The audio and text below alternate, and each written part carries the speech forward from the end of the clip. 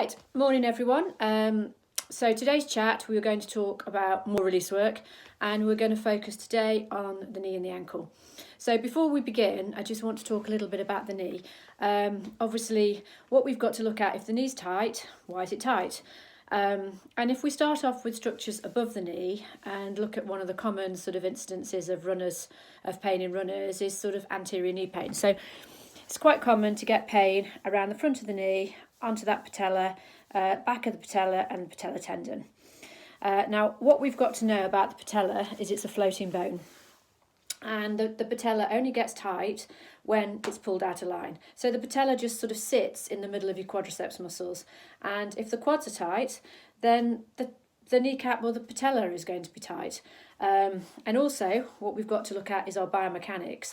If our foot continually turns in like that when we're running, then it's not just the quad that's going to get tight, it's your IT band and your TFL, because your glute can't work because the knee's not in the right place, your hip can't extend properly because your knee drops in, so your TFL overworks, and your quads and your outside of the quads get tight. So the first thing we're going to do is a bit of foam rolling onto that quad. So we'll put that down there. Okay, here we go. So, to foam roller the quad, you just go down, pop the foam roller over the leg, and you just literally just roll forwards and backwards. If I just change the view slightly, sorry, just get this right. Okay, so I'm I'm in a plank position with my upper body, and I'm just rolling forwards and backwards, and when I get an area that's a bit tight, I can just hold it. Okay, and if I think, am I a candidate for my knee turning in a bit, is my TFL going to be a bit tight, you can go up sideways and then you just sink, there it is, onto that fleshy bit right at the top of your thigh, and that's where you can just hold the foam roller, and that really helps any sort of lateral knee pain, runner's knee, pain at the front of the knee. So patella pain, think about your quads.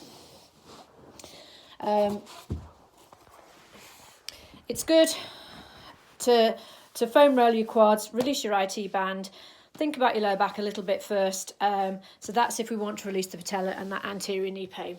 So the other big cause of knee pain is the calf too tight. If your calf's tight, then your knee's having to bend more than it should do because the calf isn't sort of working properly. So the next thing we're going to look at is what's happening with the calf. Now, to measure your calf stretch, there's a very easy way of doing it, and it's just foot to wall. So if you're in a standing position, can you all see that? You bend your toes on the wall, and then you take your knee to the wall, okay?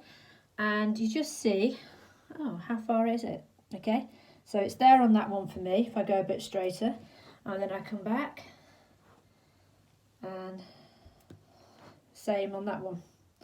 Okay, so that's how we just check what our calves are doing. Are they tight? So there's a really nice way of loosening up the calves with the foam roller. And sorry, a lot of movement around on this one.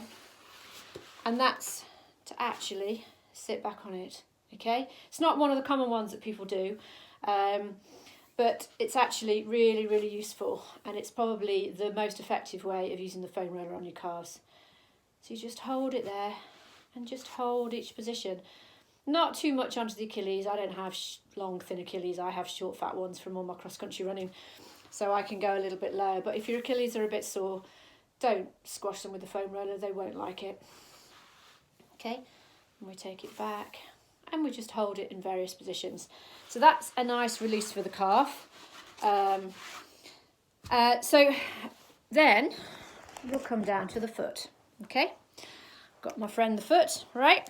So the foot has got 26 bones and 33 joints. Now, how do we know that if this is working properly? Okay, it's got to be able to take the shock absorbency, and when you land, it's got to just collapse a little bit, allow you to give the shock, to take the shock of the movement, and then it's got to reform into a rigid lever to take off. if you sort of pronate a little bit more, it doesn't reform into a rigid lever. So there's a couple of nice exercises you can do just to sort of work on that. And we've got, if I sit down here, I can probably show you. Okay, so we're just sitting, okay, and just try just going up, bring that back a bit, up and down onto your toes. Now, what you want to do is you want to keep the weight going through the big toe, through the outside of the foot, and you want to keep a nice pyramid going through the front of the foot, through the talus up here. So we start off and we go up nice and slowly, and we just keep that symmetry. We keep our knees pointing forwards, we don't let our feet drop out, and we don't let our feet drop in. So that's just a nice easy exercise just to start trying to load those feet correctly. And then it's okay to feel the feet. Feet are pretty robust, you know. If you think what we're doing on them, we're doing lots and lots of running. Sorry, lots of moving around on this one. Lots and lots of running on them, and actually they're pretty strong, you know. You're not going to break your foot by giving it a play and actually sort of seeing if the joints are moving. So there's a few areas. First of all, what's your heel doing? So your heel is your subtalar joint.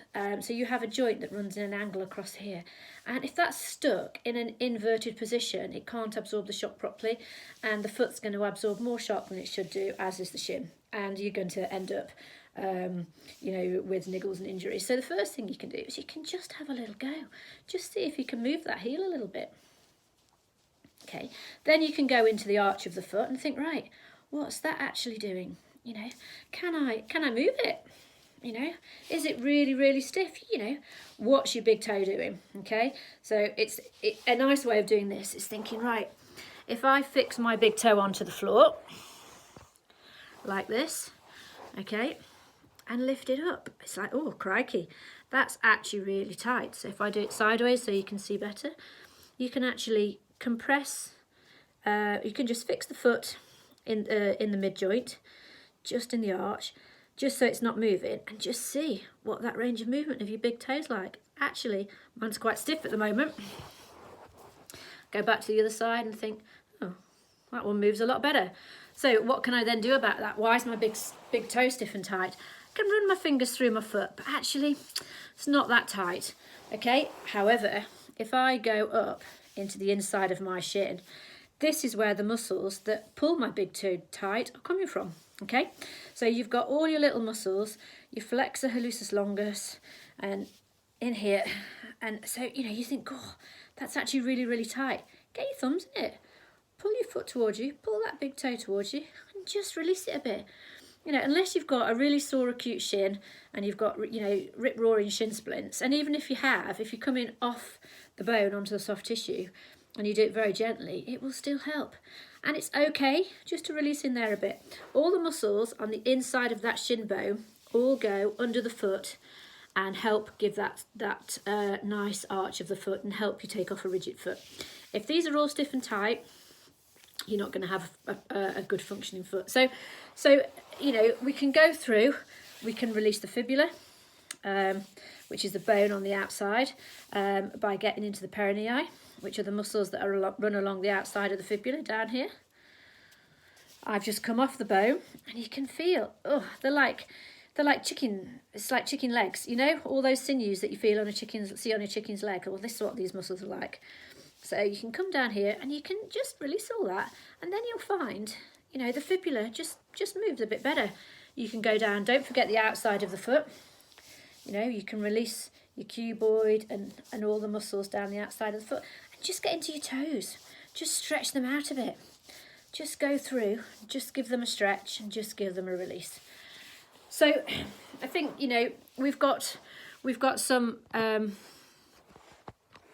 stretch, some releases and some exercises there for the knee and the ankle. I know this is a little bit longer today, but if you've got any sort of niggles through the foot, through the shin, into the front of the knee, it is worth watching. So hope that's okay, folks.